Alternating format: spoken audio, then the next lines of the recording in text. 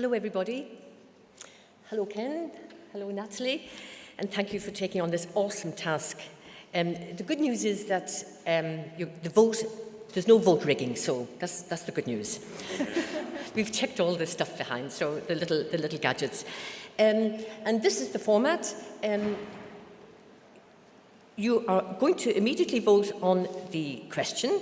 The question is, are Europeans free riding on security? Now, when you have voted, you're allowed to only vote once. When you voted, I'm going to pass it over to Ken, who will defend the motion, and Ken, 5 minutes. And then once Ken has given his very persuasive position, I pass it over to Nathalie. Nathalie, 5 minutes, 5 European minutes. Not Italian minutes. No, not Italian minutes. No. Actually, we haven't got a European time yet because we don't coordinate time properly. So that's it. And after this, I'll throw a question to Ken, I'll throw a question to Nathalie, and then I throw it out to the floor. However, you have 1 minute to ask your question. If you're going to get a statement, it's going to be wasted. Secondly, you identify yourself. And thirdly, you tell us who you want to answer the question. So, here we go. Get your gadgets. Question. Are Europeans free riding on security? Don't all rush. Yes.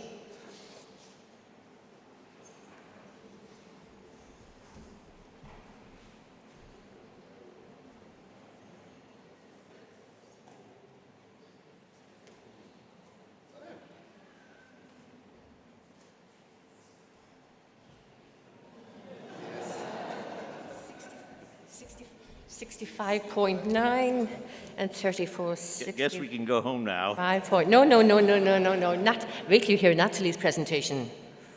Okay, so Ken, this is quite difficult for you because you have to defend it really well. Starting now, 5 minutes. Great, thank you. Sehr geehrte Damen und Herren, ich möchte zu begrüßen ein paar Worte auf Deutsch sagen. Ich freue mich, hier in Berlin mit euch sein zu dürfen. Ein besonderes Dankeschön an die Körber-Stiftung.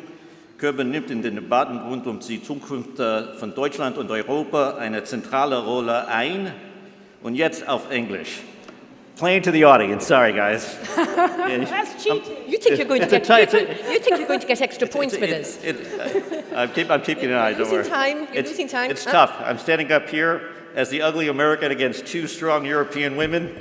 But nonetheless, I'm Irish. You're Irish. Yes. That counts. So the proposition before us is a simple one indeed, yet it's controversial here in Europe, and one I think that is increasingly central to the future of the Atlantic Alliance. Are the Europeans free riding on security? I'm not here to lecture you. God knows you don't need any lectures from Americans. I'm here to analyze, discuss common challenges, and have a friendly back and forth with Nathalie on these issues. But I'm afraid to say the answer is yes, Europe is free riding. And my position doesn't come from a critic of the transatlantic alliance.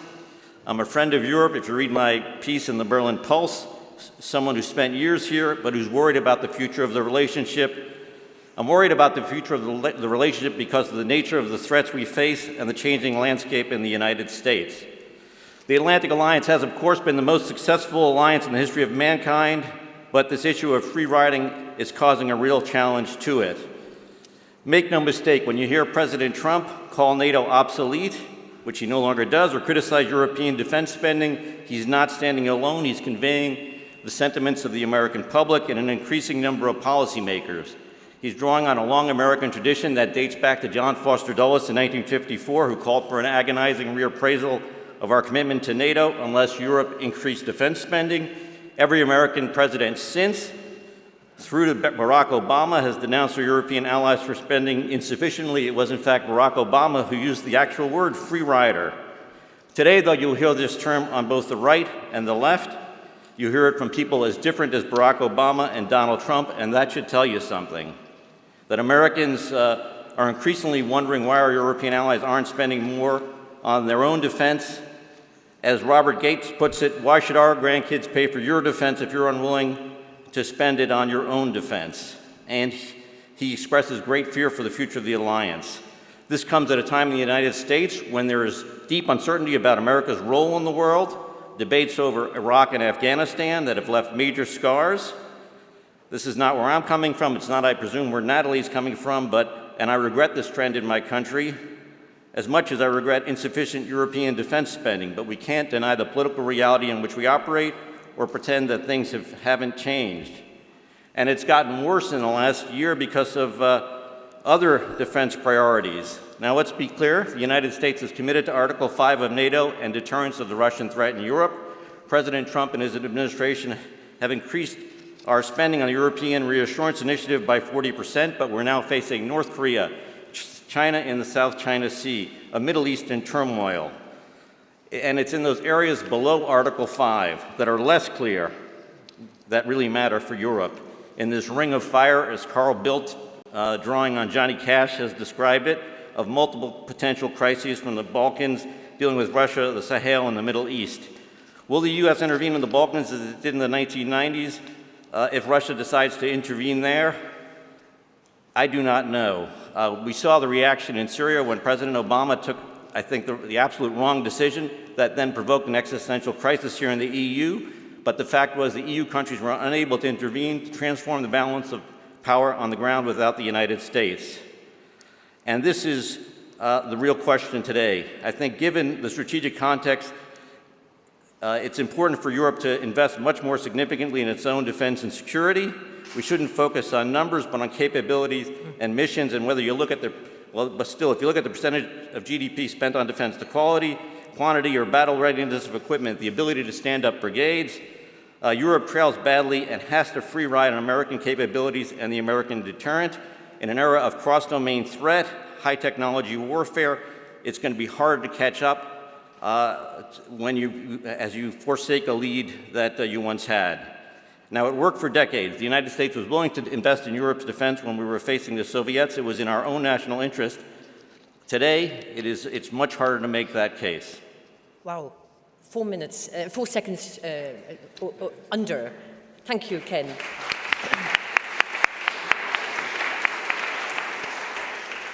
Lots of meaty stuff in there. Thank you very much for going around the world in 5 minutes. And Nathalie, starting now. Okay, so had the question been, is Europe free riding on defense spending? We would not be having a debate because I would not have accepted to participate because I would agree with Ken. But thankfully for me, the question that we're being posed is Europe free riding on security? Security is a goal. The military instrument, defense, is indeed one of the means, but it's not the only means. So let me make 3 brief points. Point number 1, Europe has massively contributed to security in previous decades and is continuing to contribute massively to security. 4 quick examples: the reunification of Europe after the end of the Cold War. Second point, the stabilization of the Western Balkans after the ousting of Milosevic in 1999. Thirdly, the diffusion of and the hopeful elimination, depending on what is done on the other side of the Atlantic, of one of the major proliferation crises, nuclear proliferation crisis, through the E3+3 agreement on Iran. And fourth, a major contribution to probably the greatest security threat to our planet, meaning climate change, through the Paris Peace Agreement. So Europe has already and is continuing to massively contribute to security. Second point, specifically when it comes to defense. A misguided use of the military instrument can massively contribute to insecurity. Again, various examples to highlight this point. US-led coalition in Iraq, leading to a massive increase of insecurity, the consequences of which we're still living through today. Secondly, NATO and Libya. Again, a massive increase of insecurity coming from that part of the world. Thirdly, Ukraine and Russia. Again, another misguided use of the military instrument. And fourthly, Saudi Arabia in Yemen today. Again, a massively misguided use of the military instrument contributing to instability. Now, if I were to stop at these 3 points, you would all be thinking, here comes softy, softy Nathalie. I am not softy, softy Nathalie.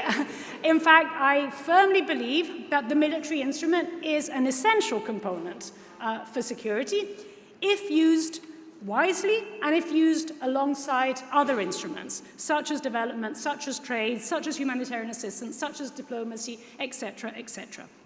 And in this respect, I agree, and that's why I started off by saying that had this question been one on defense spending, indeed, Europe has been free riding and continues to free ride, but that is not indeed the question. But precisely because there is indeed a problem when it comes to defense and when it comes to defense spending and when it comes to an effective use of the defense spending that we do have, the European Union is realizing that it has to do more on defense. And this is why more has been done in the last 1.5, 2 years than certainly in the last 2 decades, some would argue as far back as 1954.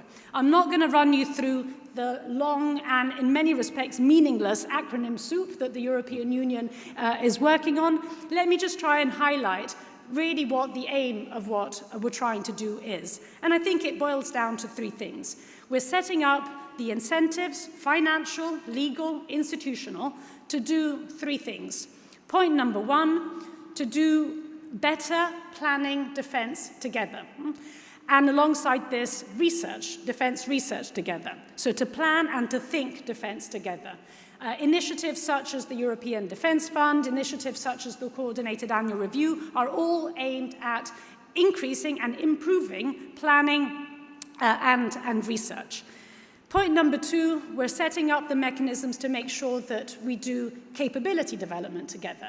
And therefore to build and to buy capabilities together and to put financial incentives so that the defense spending not only increases, but it's actually used for capabilities which are interoperable, which are focused on R&D, which are focused on equipment. Third point is we're setting up the mechanisms to make sure that we act together. So this is the operational side. You put these 3 things together, and these are essentially what boils down to the Security and Defence Union in the making. Very final point that I wanted to make, which actually deviates slightly from the question, but I think actually here we are in agreement with Ken. This is the precondition for a healthier transatlantic relationship in the 21st century. Wow, you're even. We'll second that.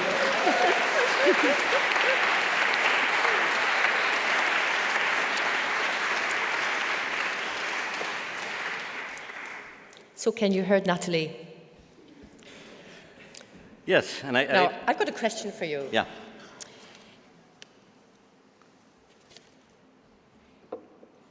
If the audience at the end of this agrees that the Europeans are free riding,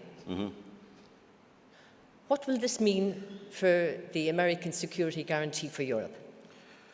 The American security guarantee remains. In the case of Article 5, the question is in this area, this zone of uncertainty, just imagine scenarios if the United States is involved in actions in Asia or the Middle East, and then Russia takes advantage, as it does, of security vacuums, as it did in Syria when the United States failed to get involved. It opens the door for these kind of actions that pose a challenge, a significant challenge to Europe and to its future. No, but answer the question though. I mean, is the security guarantee, nothing is permanent, but is it stable? It is stable. The security guarantee is absolutely stable. I think there's a broad bipartisan support for the guarantee among elites, but it is on the fringes in public opinion. There's definite challenges to it, and by spending more money and moving forward, it will strengthen the guarantee. Before I go to Nathalie, why? Why is there doubt? No, why should it be permanent, the security guarantee? It is something that we are committed to NATO. It is something our leaders firmly believe. It is something that is inherent to, it is in America's self-interest to do that. It is in the West's self-interest to do that. It is something we're absolutely committed to. Thanks, Ken. Nathalie, now you said you wouldn't push over a softie. You didn't mention the hard power, but it's implicit what you're saying. But how can you convince me, though, we have the cards, we have PESCO, there's an awful lot of criticism about PESCO, it's too inclusive, it's lower common denominator, you'll outsource, subcontract out. I mean, these are just mechanisms, again, and new instruments. But what's to convince me that a year from now, things will have moved on? Okay, so first PESCO and then the broader question. On PESCO, indeed, there was a debate that lasted for a number of months as to what the balance should be between inclusivity and ambition. And to put it very bluntly, so long as France, to name names, was not entirely convinced about PESCO, indeed, it was a project that tilted a bit too much towards the inclusivity at the expense of ambition. Then Macron came along and he reinstilled ambition into the project. Now, if you read carefully the notification that was signed by 23 member states, you will notice that that text is actually fairly similar to a text that was put out, a letter that was put out back in July, initially drafted by the French and the Germans, and then the Italians and the Spaniards and the Czechs and the Finns and the Dutch, and I'm forgetting a last one, signed on. So it hasn't changed all that much, which proves my point, which is actually that the ambition has been kept high. There is specific references to increases in defense spending, to 2%, R&D, to all of these things are there. The difference, and this is what makes it interesting, with NATO, is that NATO is a political commitment. Now, it has bite because there is indeed the United States there, but there is no legal commitment there. PESCO is a legally binding framework. So, to answer the broader question, is this going to make a difference in a year's time? Well, to build capabilities takes more than a year. Do we see a trend moving forward? I think we do. I think now what we have is we have all the building blocks for a Europe that takes more responsibility on defense. Now the task is of stacking up those building blocks fast enough and in the right order. I just one second question for Nathalie, because I gave you two questions. But we don't trust each other. Europeans don't trust each other. I disagree. I don't think it's a question of trust. Now, if the question is we have different threat perceptions or different strategic cultures, I agree with that. Does that prevent us from doing security and defense together? No, it does not. If there is solidarity. As an Italian, I may not feel threatened by Russia, but it's neither here nor there. If I feel that my Estonian, Lithuanian, Polish, whatever, colleagues and friends are, it's my problem as much as theirs. They may not feel threatened by terrorism. I do. I can understand the different threat perceptions, the north, the east, the south, completely different, and that's fine. It's actually quite normal, and it's the same in NATO as well. But I just want to go back to this idea of trust. We look at the Lisbon Treaty, what is allowed. We have endless discussions about sharing and pooling, about coordination. This doesn't happen, national sovereignty, industrial lobbies, and so on. I don't want to be cynical. I'm very pro-European, but I still don't see that push, despite all the crises Europe has faced. I think two things are different now. I think, firstly, there is a sense of insecurity, which was never felt as we do now. Secondly, there is a question mark about the United States moving forward, and I think in some respects it's a healthy question mark. Thirdly, I think we all realize that we're too small, and therefore we cannot provide our own security by simply acting alone and disjointly. So those three things have happened. Is it different now? Two small indications that it might be. For the first time, this is a legal commitment. It's not just political blah, blah, blah and council conclusions. Secondly, for the first time, there is EU money on the table. Yes. In the past, the European Commission used to consider defense a dirty word. It's now aiming at putting 5.5 billion on the table. Now, 5.5 billion is not huge amounts compared to the over 200 billion that we collectively spend on defense, but if that 5.5 billion is used for cooperative projects, it can have a multiplying effect which is way beyond 5.5. Yes. Some countries will run with the money, take the money, but I'm not sure they will cooperate. Okay, it's question time. You know the rules. Identify yourself, 1 minute, and please let us know who should answer the question. So, and don't lose the time, because now we have only 25 minutes maximum, 24 minutes. So if you're not going to ask, I'm going to ask. There we are. Yes.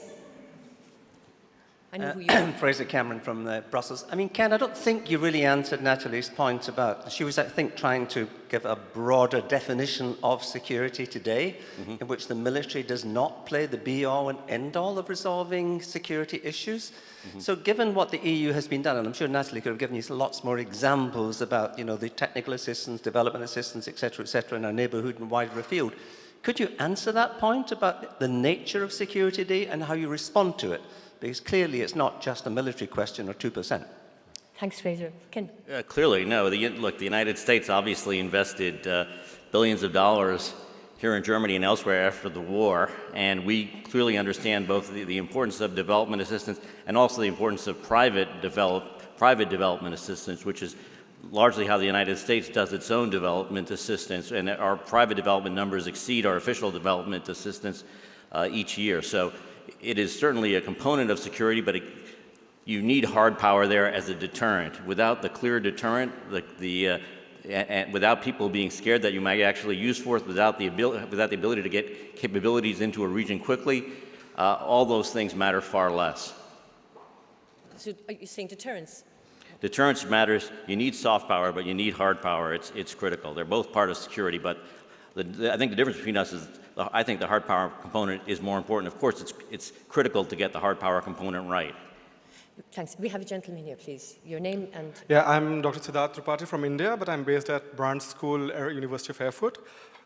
Two very short questions. No, the first, you're allowed one.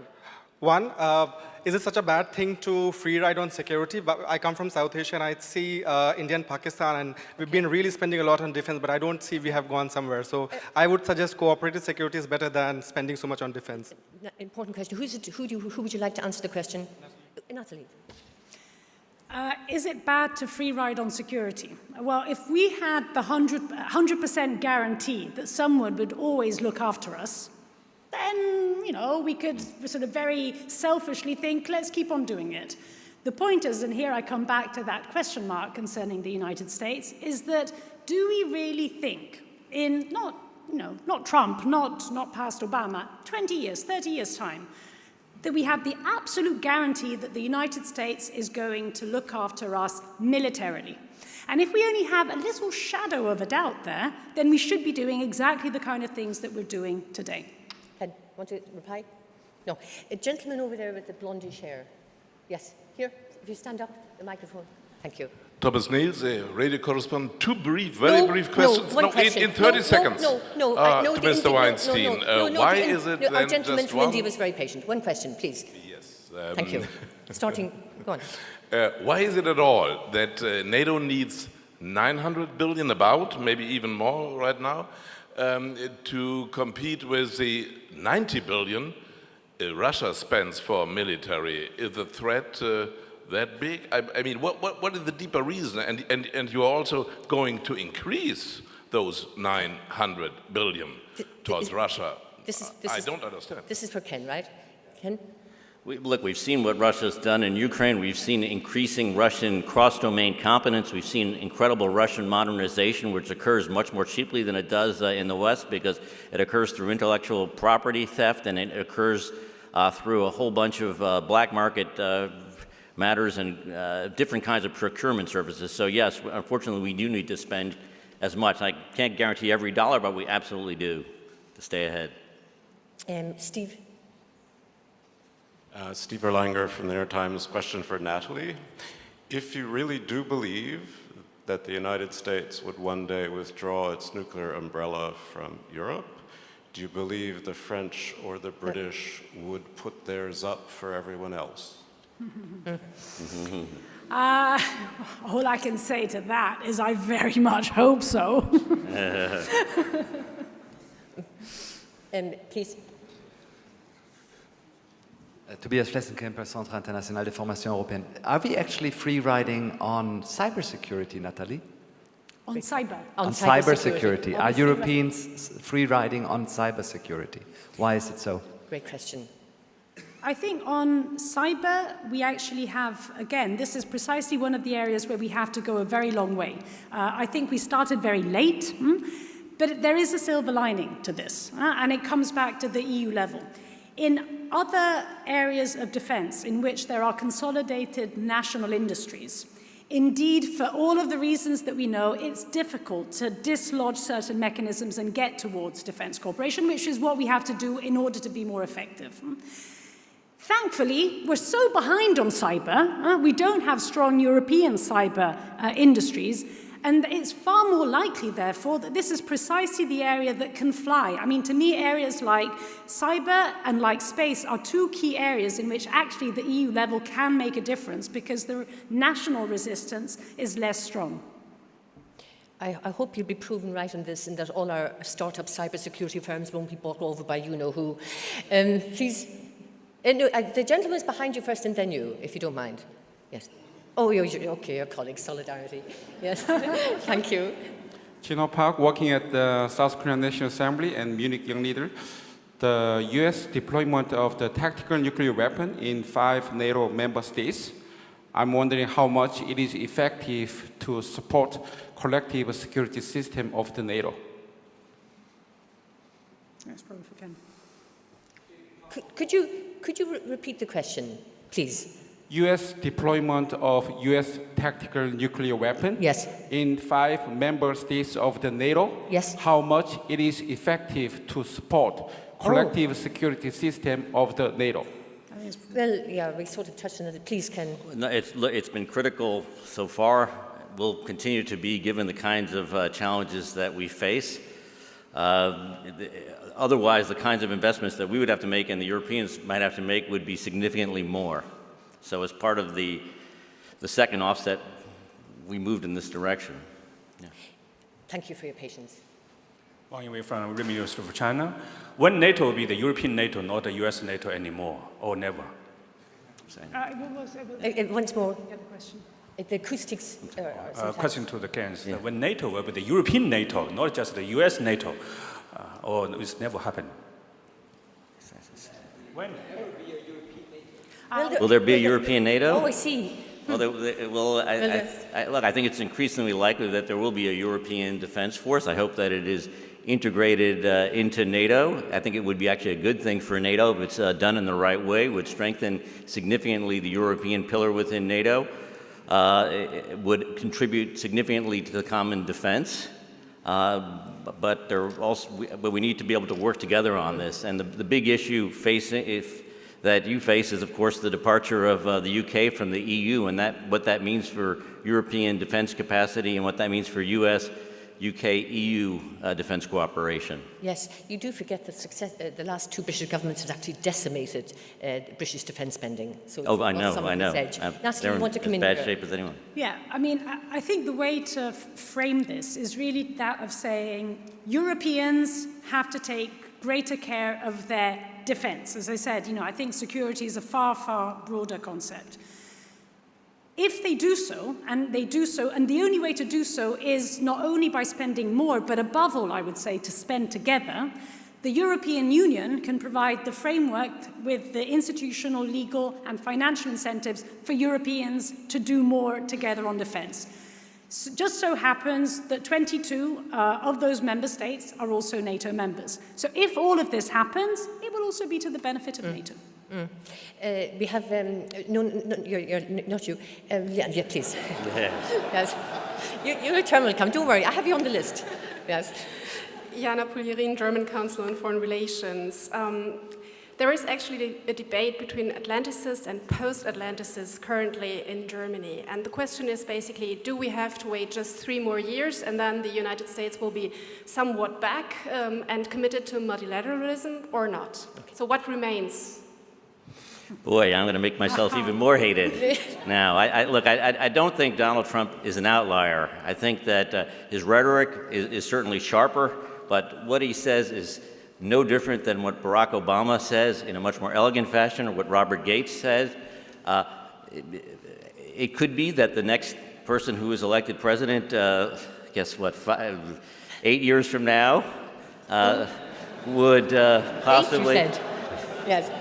Possibly be someone who has stronger, more forward-looking views on defense. But I think as you've seen President Trump come into office, he has come to understand, he increased the troop presence in Afghanistan. He's come to have a deeper appreciation of the defense challenges that we face, that our allies face. But there is definitely a major tendency towards post-Atlanticism that is also in the United States. You see it in elements on the far left, and you see it in elements on the far right and the libertarian right in the United States. And something that by increasing defense spending here, you will do more to counter that tendency. Nathalie.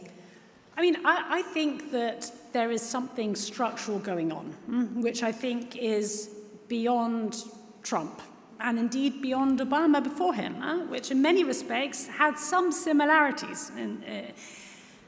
I actually am convinced, and it's a difficult issue for us as Europeans to face up to, that in the 21st century, the United States' strategic challenge is not in Europe. And I'm hoping and praying that this switch will not be too fast, because to the extent to which the defense element is an important component of security, and it takes time for these things to happen, even if we just get our act together, and I think we are getting our act together now, so I think it will take time. So hopefully it's not going to be too abrupt, and I think there are ways and means, and it's already happening, to contain the worst Trump instincts in this respect. But I think there is something structural behind it. So I actually do think that we're moving towards a Pax Americana globally, and certainly in our part of the world, and we have to equip ourselves for it. But it's just a point that we were worried that Obama's pivot to Asia. Here we are at the back. I haven't forgotten you. Alexandre Scorsia from the French Ministry of Foreign Affairs. My question is for Nathalie. President Macron has presented in his Sorbonne speech a European intervention initiative, and in doing so, he intentionally said that he was having a non-institutional or an a-institutional approach. And the question is, do you think that threatens the European institutional framework and European coherence, or can that reinforce it? Well, firstly, on this specific initiative, I'm very supportive of it. I'm not particularly keen on the word intervention. I think it conveys a very different meaning from what is actually meant by the initiative. On the wider point of, is this something, this kind of thing, an operational project such as this, but one could also raise other examples, more capability related. Should these be done by smaller groups? My answer very clearly to that question is yes. It's very difficult, if not impossible, otherwise it would have happened already, to imagine that this can go on with everyone. Why is the institutional framework so important? We know that differentiation has certain potential benefits, and the benefits is that you actually get to do things, which, by including everyone at times, you cannot. But it does have the risk and the disadvantage of being divisive. If you keep this within an institutional framework, which we just so happen to have with the Lisbon Treaty with PESCO, then you can do both at the same time. You can have an ambitious operational project, such as the regional something force, but at the same time, keep it within an inclusive framework, which is what PESCO is. You wonder, with all these institutions, should we have a European Minister of Defence? Person at the back, please. Johannes Ahlefeld, advisor to the German Social Democrats in Parliament. Kenneth, are we not both free riding in addressing the root causes of terrorism by rather fighting the symptoms? Thank you.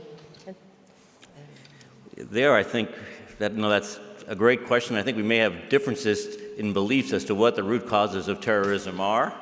There are those who believe that poverty is the root cause, and then there are those who believe that radical ideology is the root cause, and that one has to try to promote greater liberalization, but to liberalize, the costs are immense. To bring this kind of liberalization to a part of the world that doesn't have it as part of its tradition. So the answer is yes. I think good governance plays a part as well. Nathalie, would you like to come in here? And we have, yes, the gentleman here, please.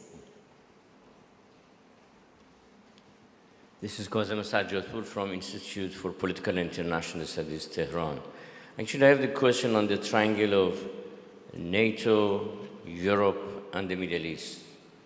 On two dimensions, where would you see the Turkish question would be with NATO. Okay. And the second No, is... you only allowed one the second question. dimension is one question. One question. The second dimension is on the better Persian be. Gulf. NATO, US, Europe, That's the and second. security of the Persian Gulf. Thank you. Well, I don't know if there's a precedent. It's a really important issue. Both of you will have to deal with this, the Turkey-NATO issue. Nathalie. Okay, so a question which really highlights the mega argument that I'm trying to make. And the mega argument that I'm trying to make is that security is broader than defense. Now, specifically when it comes to this issue, this triangular question, and I would put it as one. I mean, you can look at it as Europe, NATO, Turkey. You can look at it as US, Europe, Turkey.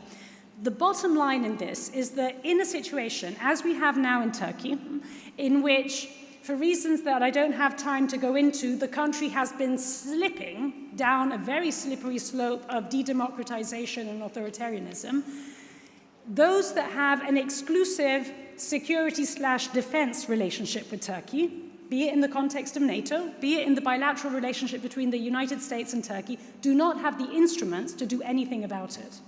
Now, we as Europeans, the European Union, lost a lot of credibility with Turkey. But in principle, we had the right instruments to prevent Turkey from going down the slippery slope that it has been going down, which would have, I don't think we did do it, but that's because we didn't credibly engage with Turkey through the accession process, but we had the instruments to actually increasing security in the broader space that encompasses both the Middle East, Turkey, and the European Union. It's a really important question that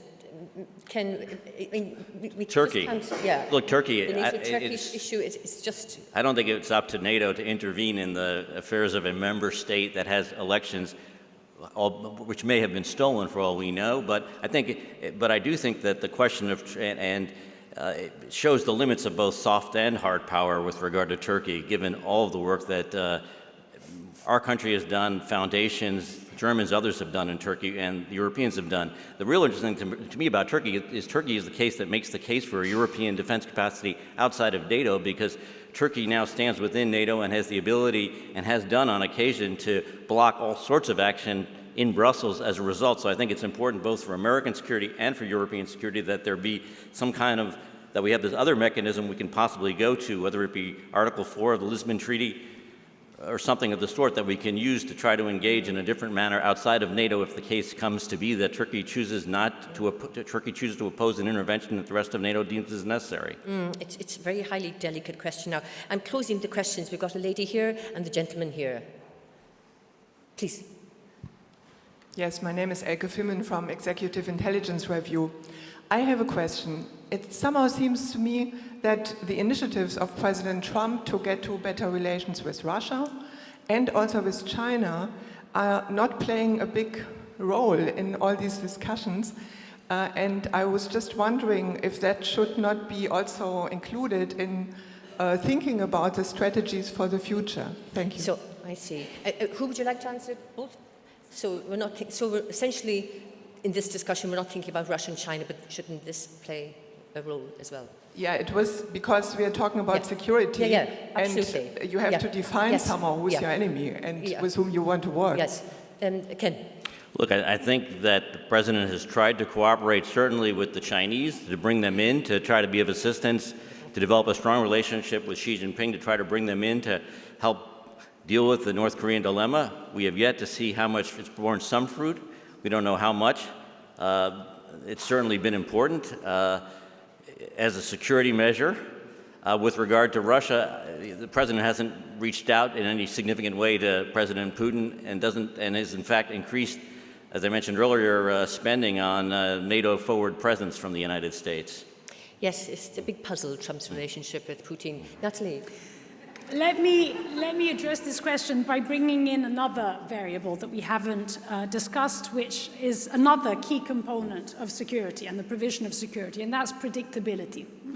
So be it vis-à-vis Russia, be it vis-à-vis China, the truth is when it comes to the Trump administration, not so much what Trump has or has not done, it's this continuous flow of contradictory positions and statements, which is generating and increasing unpredictability, which is in and of itself increasing insecurity. Now, that is another aspect where, Europeans are slow and boring and they don't get things done, but they're predictable. It's all going to change. Please, last question, and then you have to both research. I'm Stepan Safarian from Armenian Institute of International and Security Affairs. My question goes to both speakers. It somehow is follow-up of what Nathalie already said, speaking about shift of America's strategic interest from Europe to other regions. My question is the following. Do you see any region where we will have very diverging trends between EU and USA, and where USA cannot count on EU support and vice versa? Thank you very much. Important question. Thank you. Ken? Sure, absolutely. China is making a major outreach now here in Europe. Europe doesn't seem to share quite the same level of security concerns over Chinese investment, Chinese activity here by state-owned enterprises and others. Former NATO Secretary General Rasmussen has raised this question. I think that's an area. Russia's another area, depending on the evolution, the direction Russia goes, that there could be divergences. Obviously, the Middle East is another area where there are and there could be more significant divergences. I mean, I would say I would agree with you that China would be my pick. And the reason why I would agree is not because I don't see the divergences when it comes to the Middle East or when it comes to Europe, or in particular Russia, where indeed there could continue to be differences and divergences moving forward. But my point, and it goes back to the original response, is actually these are parts of the world where moving forward I see a decreasing American engagement, whereas I see an increasing American engagement in the Pacific. Now, Europe also is of, sort of two minds when it comes to China. And indeed, there are aspects about China and about particularly the way in which China is currently developing, which are very troubling to Europe. But it's true that when it comes to the Pacific and the security aspect of the Pacific, in many respects, it is not felt as it is felt in the United States that Europe has a dog in the fight. Yeah. Ken? Well, I answered the question. Yeah. So, you've each, thank you very much. Questions, super questions, you all stuck to the time, and if you didn't stick to the time, you wouldn't get your question answered. You now, both of you, have 2 minutes to wrap up, and then we vote again. Ken? Sure, look, walking over here today, I thought, geez, isn't this strange? I'm the son of a refugee from Nazi Germany, coming here to Berlin to tell the Germans, essentially, increase your defense spending. And awesome responsibility. But and I think it's true. Look, with great wealth comes great responsibility. The Germans have certainly exercised in areas of importance with development assistance. But as we look at the percentage of GDP that is dedicated to defense, it is really time for Germany, which is the wealthiest country in Europe, a country that can afford to spend. That it is time for Germany really to step up and do more. It is because Germany, unfortunately, is the big free rider on defense in Europe when you look at its size, its wealth, and the percentage of GDP that it spends. So. Oh, on that happy note. Nathalie? Okay, so I reiterate firstly my original point, which is the fact that Europe is massively contributing to stability. It is the actor that when it comes to a number of different instruments, from diplomacy to development to humanitarian assistance, and the list gets longer, it is the number one in the world. Alongside this, it has other features, predictability, which we discussed, engagement as a natural instinct, and multilateralism as a natural instinct, which are, again, all methods of work which massively increase security. Specifically, when it comes to defense, there is a recognition in Europe that one needs to do more.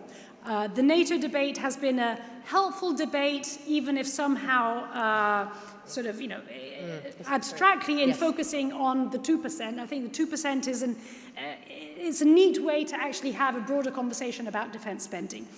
The EU conversation is not so much about spending more, although it's accepted, it's about spending together. Why spending together? And it's not a replacement to spending more, because unless we spend together, none of our member states moving forward, including the most capable, like the French and the Brits, will have full spectrum capabilities in the decades ahead.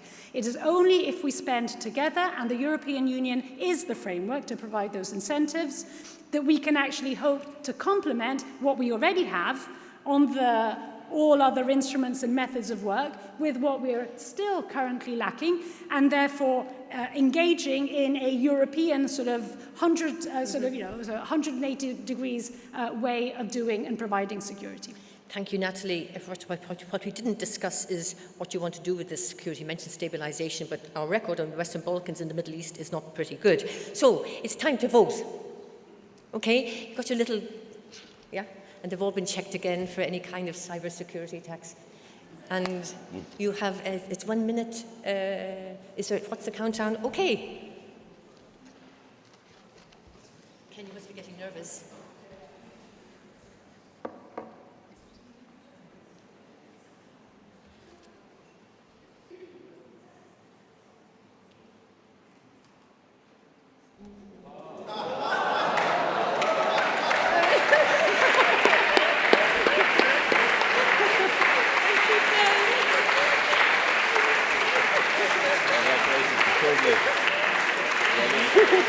Trying to separate us.